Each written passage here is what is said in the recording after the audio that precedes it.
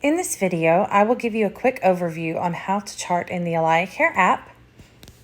When you first come into the app, you will be asked to enter your server name. Once you do this the first time, you should not have to enter it again unless you have uninstalled the app and reinstalled it at any point. It's acp.alayacare.com. Then you hit next. And then it's going to bring you into the login page. So click login. You're going to enter your email and the password provided to you by the company. And then you're going to sign in.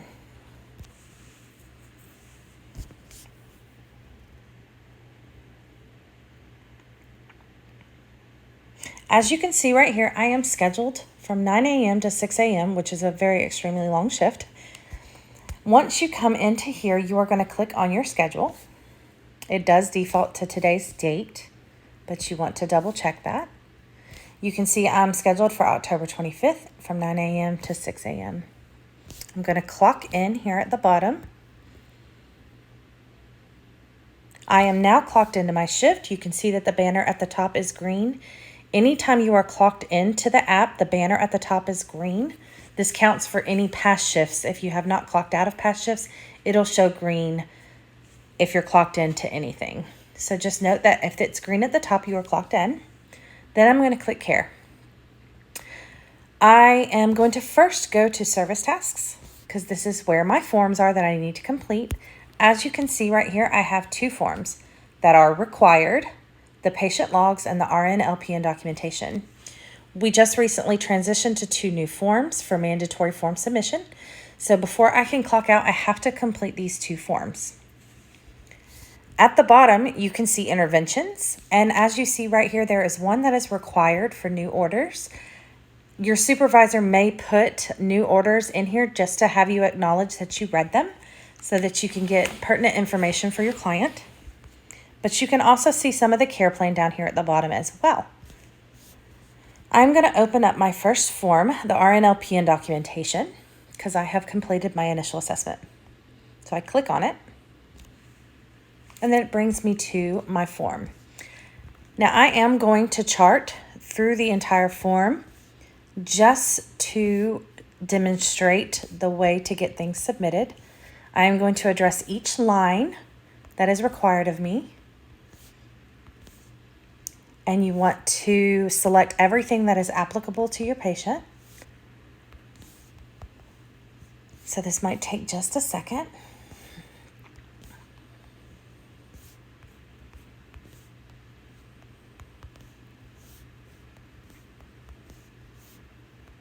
The initial assessment is always the longest assessment of the form.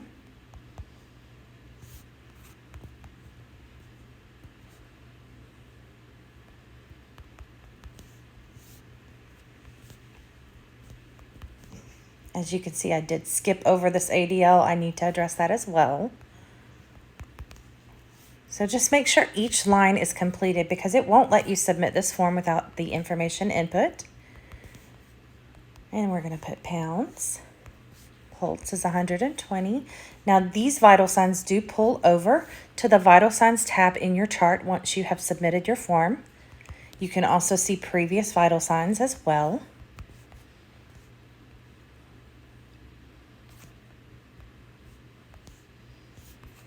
So anytime you're putting these in, now you will be doing your vital signs at the beginning and end of your shift, unless it is ordered otherwise. If you have orders for more frequent vital signs, you can complete those in the vital signs tab, and I will show you shortly. It's going to ask you if you work 2 or more hours with your client. Once you say yes, it's going to have a drop-down box of what interventions you completed over the past 2 hours. It will then ask you, did you work 4 or more hours? You can say yes, and then select all the applicable information for those last 2 hours. Did you work 6 or more hours? Yes. You always need to answer that next question because then that will bring you to either the close of your form or to continue your form. So let's say I did not work more than 8 hours, so I'm going to select no. As you can see, no drop-down box came up. It will ask me if the patient has any current infections. If it does, you want to provide the appropriate information And you want to provide if they're getting treatment as well as what it is treating for the infection. If you went out on any appointments, you can say so, but I'm going to say no. And education is a good piece to always have into your form. It is a requirement to educate these families. So I'm going to put educate parent on new medication. Did they receive any emergency actions? No, not for my shift. Then I have my end of shift vitals.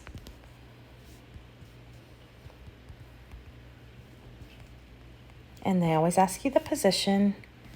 My respiratory weight was 23, 98 temperature, and I did take it temporally. Just note it defaults to Celsius, so you do change it to Fahrenheit.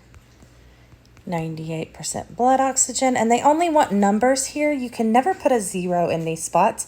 It won't accept it, so you have to put a number, and you don't need to put any symbols. I'm going to give report to the grandparent, and I'm going to write my narrative notes. So if you want to provide as much details from your previous hours, then you can do so. So we will say at 9 a.m., gave bath and meds. Patient stable. You can type as much as you want to here. Just remember you have addressed the patient every 2 hours. If you do not want to put all of the hours within this narrative note, you do have the option inside that shift when you are selecting your activities. You may go to the bottom and select other. And then you can free type in this section. It'll pull up a box and you can free type anything you want to. So gave patient bath, and this would show that it was done in your second hour of your last 2 hours.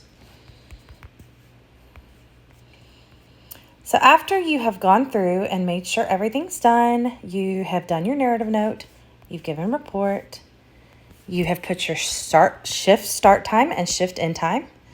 This is your EVV information, your visit verification information. This time should match your live clock in and out times. If you are not clocking in and out within 6 minutes of your scheduled time, which is that time you saw when you first came into your shift, then you have to provide a reason. Also, if you are not at the patient's home when you are providing care, when you clock in or out, you must provide a reason. So what you'll do is you'll put your start, shift, and end times. If my time was not within that 6 minutes or away from the home, I would put in a reason. So if I clocked in, my live clock in was within 6 minutes, and if it was within 6 minutes clocking out, but I wasn't at the patient's home, then I'm not going to select that at patient's primary residence. I would select this option. But you want to select the 3 options. Either all of your clock in and out times were correct and you're at the home, or if you had any variances, you select what's applicable. So I'm going to hit, let's just say I don't click the lock. I'm going to click late clock in and hit done. Down here, it's going to ask you your reason for your variances. So this is for the times. I will say I was in traffic. That's why I didn't get to clock in on time. And the reason for my distance is that I was, let's say, with the patient on an outing this day. So this provides those reasons. We need these for visit verification. I'm going to have the parent or grandparent sign the document. I'm also going to print the employee's name. Then I'm going to sign this form myself. And as you can see here at the bottom, there is a link that if you're having trouble with charting and you can't get your form to submit for whatever reason, or it's having some glitches, you can click on this link right here and it's going to open you up to an external document that will allow you to put in a AlayaCare ticket. Be sure to provide as much information in here if you are having issues, including an upload of a picture of the error that you're getting or of all the areas that you have addressed that's not working. You can send it in here. Once you submit, this will go to a ticket board where we are able to address you. If we don't have a ticket and your form's not submitted by the end of the week, the end of the night, then we don't know that we need to help you. So please remember to submit a ticket for any issues if you have them. I'm going to go back to AlayaCare. As you can see at the top left, it allowed me to go back, and I'm going to submit my form. As you can see, my RN LPN documentation is in. I'm going to show you a little feature. Most of the time you don't get to chart all at once. If I am to click on that form link again, it will open a new form. We do not want to open a new form that's already submitted. But let's say we were taking care of our patient, we couldn't chart everything at once, and we needed to save it so we could. You click on, once you open your form, and you start filling in information. And let's say I had some incontinent care I needed to provide. I'm going to click this top X button and save my draft. As you can see, it's going to say, you have created a form draft. Do you want to save it? I click Save Draft. And it says your form draft is saved to the web. Okay. I have taken care of my patient. I haven't addressed any of these interventions yet, but let's say I had to step away from my phone. You may be prompted if it does time out for you, and you'll come back to this screen specifically to log back in. You just click login, and it brings you to this page right here. If you're having issues with getting back into the system, you can click this little refresh button. You can also go ahead and put your password back in. It just wants to make sure it's you that's coming back to the device for HIPAA purposes. And it's going to load my visit back up again. And let's say I've taken care of my patient. I'm ready to go chart again. As you can see, it's still green, so I'm still clocked in. I'm going to go into care. But instead of going to service tasks, I am now going to go into forms because I saved a draft form. So if you think of it that way, you're filling out a form. Once you save it, it'll be in forms now. You have two different options for forms at the top. The bottom options are just forms that can be pinned if you need to use them. They're as needed forms. They're not forms that if you have a form, it should be done in your service task or grabbed from there. If it is not in service tasks, of course, you can always grab a form here for whatever reason. But service task is where the form is supposed to be. You can notify your supervisor, your scheduler, if you do not see that form in service tasks. So I have form drafts and form history. I'm going to click on my form drafts, and it will bring me to my drafts that I have open. As you can see, I have my patient log at the top here that I was just doing. If you click on these three little dots, let's say I accidentally opened up a draft or whatever, you can delete them if you've done anything by mistake. But I'm going to click on this little draft right here because I want to go in and finish it. And then I'm going to address, now if you're working with an adult patient, you do have some requirements. Be sure to read over these. These are important for our adult program. You're supposed to review the healthcare plans if you work with the adult and everything like that. If you have any questions, ask your supervisor what the requirements are for our adult clients. And that is for anybody 21 and over. Let's say my patient does not have any of these little activities to do. Let's say there are no seizures, no vent, no anything. Then it's only going to require me to put the INOs and sign out. If I had a vent patient, then I would select this, and that is when my ventilator log will pop up, and I'll be required to put in the information here. But let's just go with none of the above. So my total input, I'm going to put, I had a tube feed. We'll say we gave 360 mLs. And then a 100 ml flush. PO snack, and just provide as much detail as you can here. For the output, I'm going to go ahead and say 2 BM, 3 voids. You can describe the consistency here. For our adult patients, they do want us to use the Bristol stool chart. So once you select that you work with an adult patient, it's going to ask you, did your patient have any bowel movements this date? Once you say yes, it's going to pull up this Bristol stool chart link. You can click on that for the description. You can describe what kind of stools the patient had. If they had no more, you just say no, and then no more will pull up. So then I'm going to type my name.